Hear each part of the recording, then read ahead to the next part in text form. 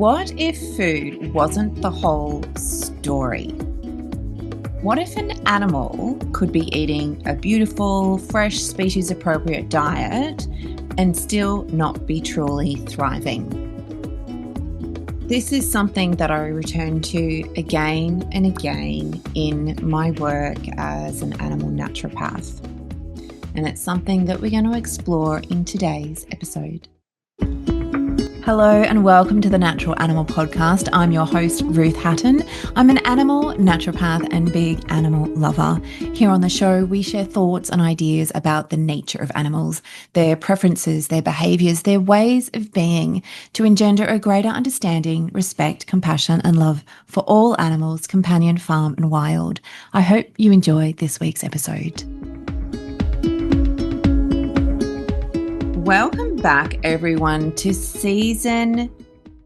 I can't even remember, season 4. I think it's season 4. I was thinking season 3, but I'm actually like, no, I'm pretty sure it's season 4. Anyway, welcome back to the podcast. It's been a while.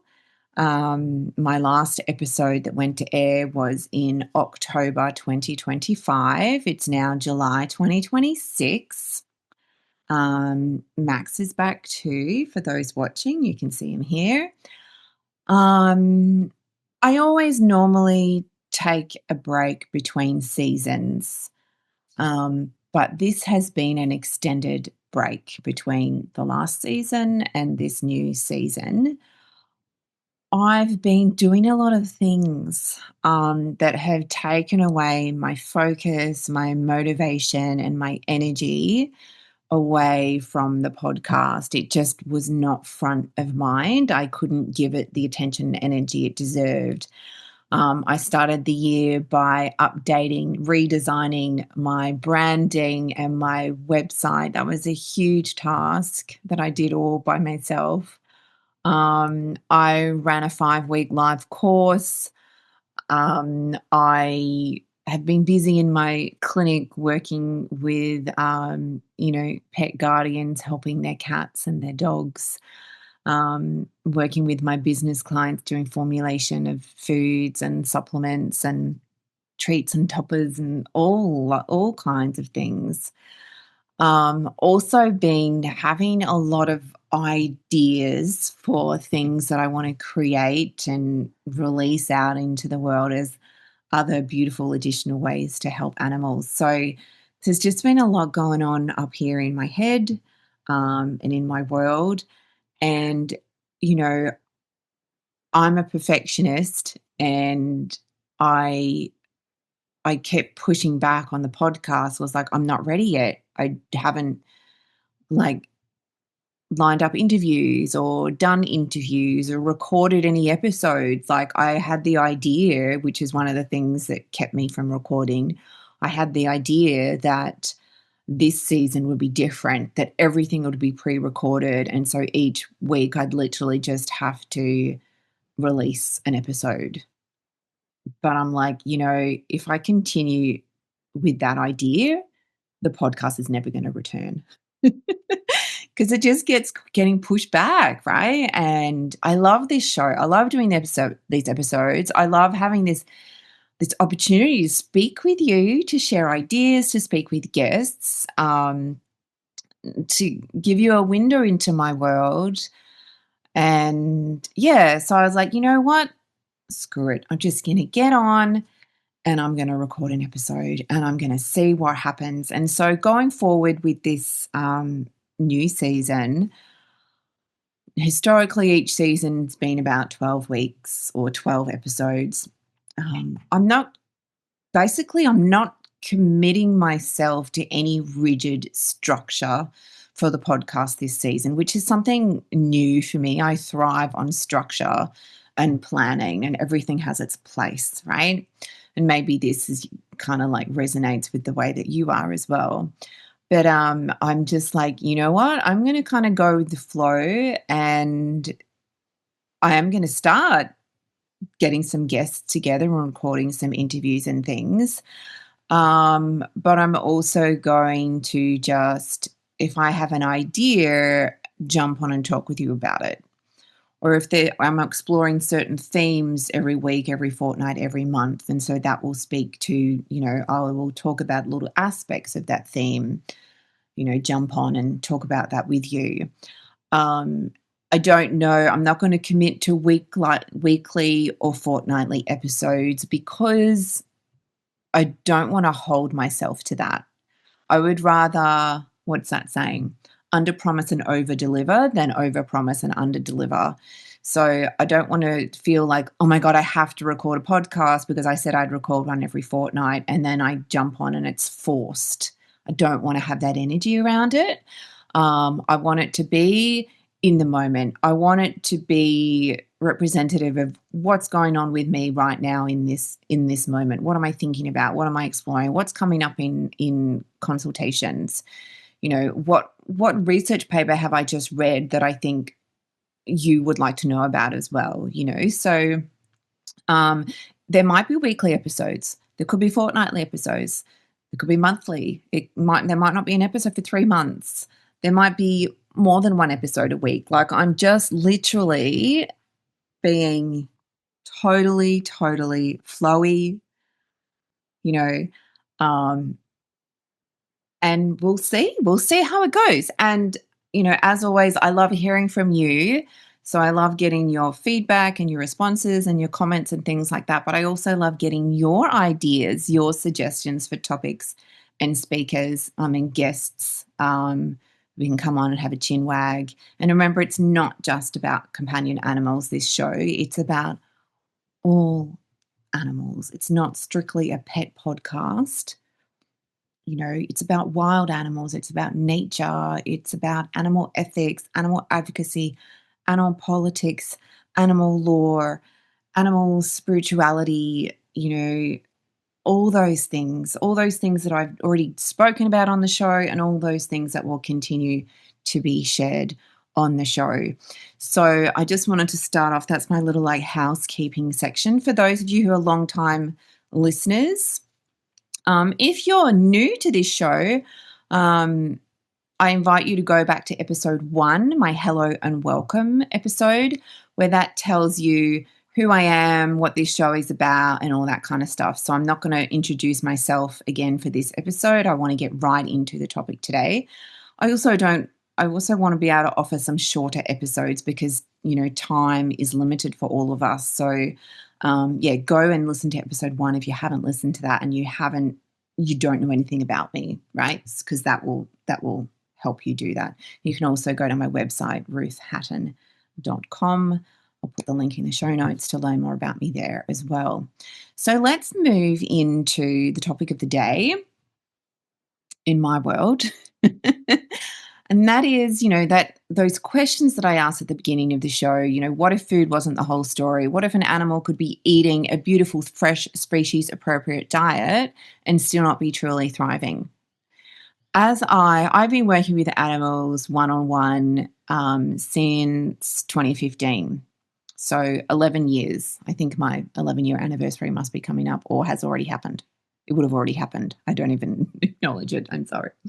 But over time, I started with nutrition. Nutrition, like I say, nutrition is one of the foundations of good health for your animal, right? And for humans too. And that's where I started my journey. When I started my studies, I started with nutrition. I studied a diploma of small animal naturopathy, and the first certificate, the first subject within that diploma was nutrition, right? And there's a reason for that, is because it's so important. It lays the groundwork. You can do 1,000 other things, but if the nutrition isn't solid, if your animals aren't getting what they need from their food, you're not going to really shift the needle. It's, it really is, it does require a holistic approach. And as an animal naturopath, that is one of the naturopathic principles. It is about the whole body. It is about being holistic. It's not about compartmentalizing the body. It's the sum of all parts. Everything is interacted. Everything works together. And so, and everything, as I said, everything is always connected. Everything works together, right? So it is about their diet, right? but it's also about their emotional well-being. It's also about what's going on in their environment. It's also about the energetics of their space and their energy and your energy. And these, because of my background, like even before I started studying animal naturopathy, I was already interested in all this stuff, right? This was just putting it in a nice little parcel dedicated to animals, right? That's what my course kind of did, right? Kind of grounded that down, right? But everything else, you know, the way that I teach people to care for their animals is the way I care for my animals, is the way I care for myself. The way I teach people about the relevance of their emotional well-being, their energy to their animals' health is, you know, is the way that I live also, and are the principles that I rely upon and keep coming back to. Um, I'm so conscious of the relationship and the connection between me and my animals, of what's going on with me and how that shows up in my animal. And if I truly want the best health and life for them, I really need to show up as my best self. And in order to do that, I need to support and care for myself, right? And so, these things, all of these things, have never been separate topics. They've always been at the core of my work. That holistic naturopathic approach has always been at the core of my work. But yes, it started with nutrition purely because that's where my training started. That's where my qualifications began, with nutrition. So over the past 11 odd years, I haven't changed what I believe at its core. What I have done is found new language to describe the things that I've been observing for years. So, and those things are things like animals can be eating an incredible diet, but they are still struggling with chronic health issues. That that is a common thread with the animals that I work with, because a lot of people who come to me, not everybody, I would probably say 50% of the people who come to me, they're already feeding their animals like pretty incredible diets. There might be some tinkering that needs to be done, but they've got it figured out, right? But there's still stuff going on, and it can be, their diet's so great. Why is this happening, right? So that's one example. Another example is that we don't change the diet for whatever reason, because sometimes we need just stabilization while we're doing something, right? So we might be changing, and for example, that doing something might be a change in the animal's environment rather than a change in their diet, and we see an improvement. We maybe the household is doesn't feel safe to the animal. Maybe there's a lot of arguing, there's a lot of stress, a lot of tension.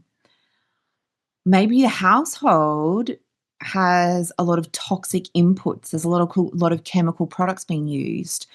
So we can change those, what I like to call inputs. I like to call all of these things inputs. We might change some of those inputs and we see an improvement. We reduce stress for the animal, which will generally always require a reduction of stress in the home, a reduction in your stress levels because of your energetic emotional connection. Um, like all of these things can make big differences. It's not, like I said before, it's not all compartmentalized. It's the sum of all its parts. It is the diet, but it is the environment, and it is the emotions, and it is the relationships, right? And so none of these things make me question the importance and validity of good, healthy, clean, species appropriate nutrition. That is still a very important thread in my work. It is a baseline, it is a foundation, it is a grounding principle. We need to optimize nutrition, right? But there's so much more to the story. Now, when I'm working one-on-one with animals in a consult setup, right?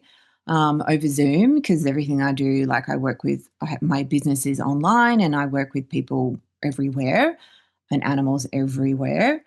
Um, I do ask, and often if I'm having that initial, I offer an initial complimentary chat for people curious about working with me. After they've shared what's going on with their animal, there's always that question: what is their diet? What are you feeding your animal? That is always like when I start moving into that. Okay, once the client has shared what's going on, then I'm going to be asking if they haven't, or if we haven't already spoken about it in their just free share, then I'm asking, what are you feeding? And then there's not always space in that call. It's a 20-minute call. But then when I move into consults, I'll be looking at, like, they will have done a very, very detailed questionnaire first. And so I'll have even more information about the diet and about everything else. It's a very involved questionnaire, as anyone who's filled it out will tell you. Um, I'm also asking things about their energetics, like their temperature patterns, their temperature preferences, um, what symptoms they have, and I align that with the body energetics, like um, heat, cold, moist, dry. But I also ask about their character, their behavior, um, the household, like what's being used in the house, what household products, what cleaning products. Obviously, I ask about the animal's history, what ailments that they had in the past, what ailments do they have now. It's essentially, I want to know what kind of life is this animal living? Because this question opens up to everything. I want a really clear picture of this animal, and I'm not going to get that if I'm just focusing on nutrition, right? I'm not going to get that if I don't ask about what is the home like? What's going on with you? How are your stress levels? Are there any health ailments that you have that you're challenging with? And more often than not, we're seeing the mirror. We're seeing the animal acting as a mirror for the human. And what I mean by that, with the physical mirror, is that the physical symptoms, the physical health ailments are the same, right? That comes up so much. And so, one of the key ideas that I want to get across in today's episode is that the body doesn't exist in isolation. And I think I've done that enough with what I've said. And also that, every animal lives within an ecosystem. Their health isn't influenced just by what goes into their body, but by everything that is happening around them. They breathe their air in their homes. They drink water from their bowls. They sleep on their bedding. They sleep on our bedding. They sleep on, the couch, the lounge, what have you, the floor. They walk across the floors. They walk across lawns. They groom themselves. They chew toys. They snuggle up with us. So, they've got that proximity to our clothing, to our bodies. They spend their lives immersed in the environment that we've created for them. Every one of these experiences has the potential to influence their body, their health, their well-being in some way. So when I assess an animal today, I'm looking at the animal in front of me. And even though we do not on Zoom, if the animal's around, I always say, can you bring them to the camera so that I can say hello and everything? But I'm also looking beyond them. I'm looking at the life they live, because health, as I've said, doesn't exist in isolation from the environment that shapes it. I'm looking at the body that they inhabit, their physical body. I'm looking at the physical environment that surrounds them, the relationships that they have with other animals in the home and the people in the home, the relationship with their primary caregiver, the one where there's that significant bond. Also, the energetic quality of these spaces of the home, right? But the home is not just the physical home. And this is where, I mentioned earlier about this language, this new language that I'm starting to play around with in term that centers on this idea of home, that it's not just about the home is the house that we live in, right? There's the home that their body is a home, their physical body is a home, right? The home is the home. The spaces is the other homes, right? And I'm going to be expanding on this a bit more as I become myself more familiar and explore more of this new language that I've been experimenting with. Um, and I actually speak a little bit about that in a Substack article that I wrote recently. What I've come to think of as this broader philosophy being the healthy home for pets method, where we're exploring the many environments that influence an animal's health and recognizing how deeply interconnected these environments are. And so, how I'm thinking of these four homes as shaping every animal's well-being and how we support each of those four homes.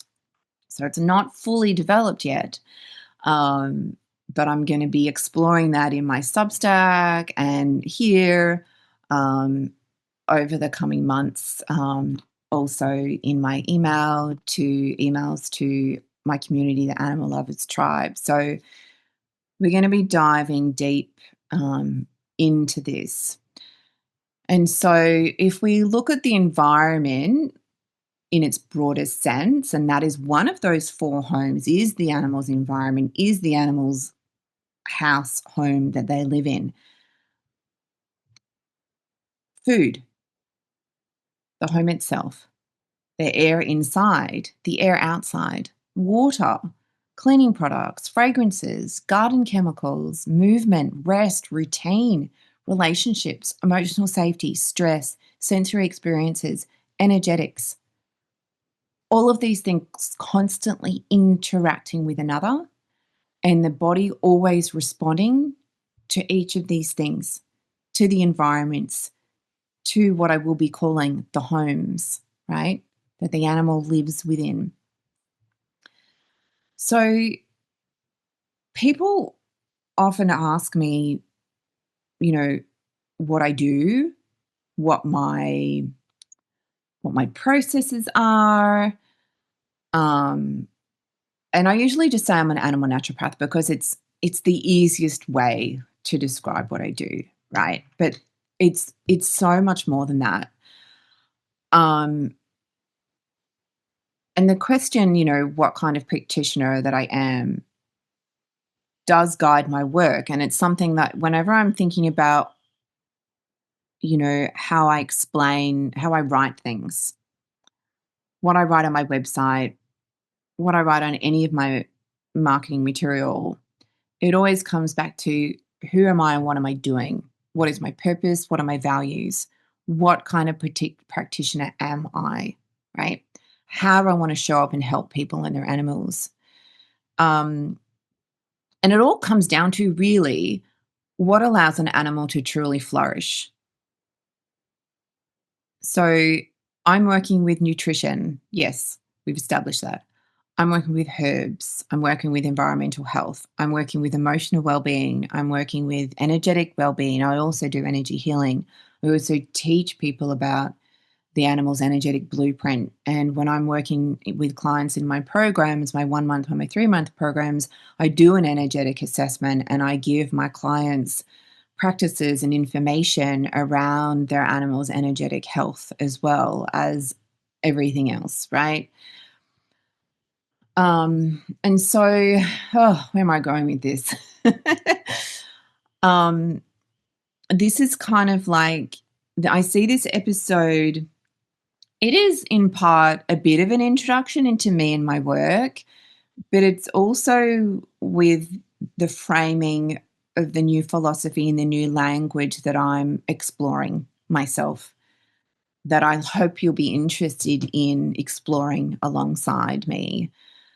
And always, always, always, always with the focus and the intention to be about what can we do to help our animals live their most healthiest, vibrant, happy lives? And also, how can we foster and learn about and develop that beautiful soul connection that exists between us? Because that is relevant to their well-being too. Um, so over the coming months, however long this current new season lasts, we're going to be exploring this new method, this new language. I'll be bringing on guests. I'm probably motivated now to I literally have a list of guests that I want on this season. Right, I've literally just got to reach out to them and get the calls scheduled so I can do the interviews, I do the conversations, right? So, now that I've actually started the podcast, that will happen. But at the moment, we're just going to be, we'll be exploring all of those interactive pieces. When I'm doing a show about our companion animals, who we are guardian for, we're going to be looking at those things, right? Um, so as I just want to wrap up this episode with an invitation, not a to-do list, an invitation for some things you might want to explore in the coming week, in the coming days. If you found yourself asking what's the best food for my animal, yes, that's still an important question to ask. You still should ask. It's still worthwhile you asking that question. But perhaps you might want to explore some other questions, some other thoughts, some other ideas. What environments does my animal move through every single day? Which ones of those environments nourish them? Which ones quietly ask more of them than they can comfortably give? And I also want you to look at it in the perspective of, oh my God, there's all this, not in the perspective of, oh my God, there's all these things I need to change. Because sometimes the most meaningful changes don't begin with adding something new. Sometimes it's simply by observation, by seeing, by noticing what's already there, what is already in your animal's environment. Go as wide as you want. Think about everything that your animal is exposed to as they move through the day. I think it would be a really beautiful exercise for everyone to do. We learn so much from observing our animals, and you can see where, oh, this toy or this space or this energy, or when I'm like this, or when this happens in the house, this is how they respond to that. That will start to give you some ideas of where in time you can start to shift things. Once you see them, you can make the shift. So thank you for joining me here for the very first episode of, I'm pretty sure it's season 4. Thank you for coming back. Welcome to anyone who is here for the first time. There is a plethora of golden juicy episodes for you to listen to if this is the first one that you've come to. So enjoy all of those. Subscribe so you don't miss an episode. If you know an animal lover who thinks will love this episode or just love the podcast, feel free. I'd love for you to share it with them. And if you've enjoyed this episode and you want to explore these ideas a bit more in depth before the next episode comes out, you can read my latest Substack. My Substack is called With the Animals. And my latest one is Looking Beyond Food, Reflections on the Environments that Shape Our Pets' Health. I will put the direct link to that in the show notes so you don't have to go madly searching for it. And there's a beautiful, beautiful photo there of little Matilda, our little baby cat. So Thank you. Enjoy your day, enjoy your week. Big love to you and your animals. And I look forward to speaking with you again soon.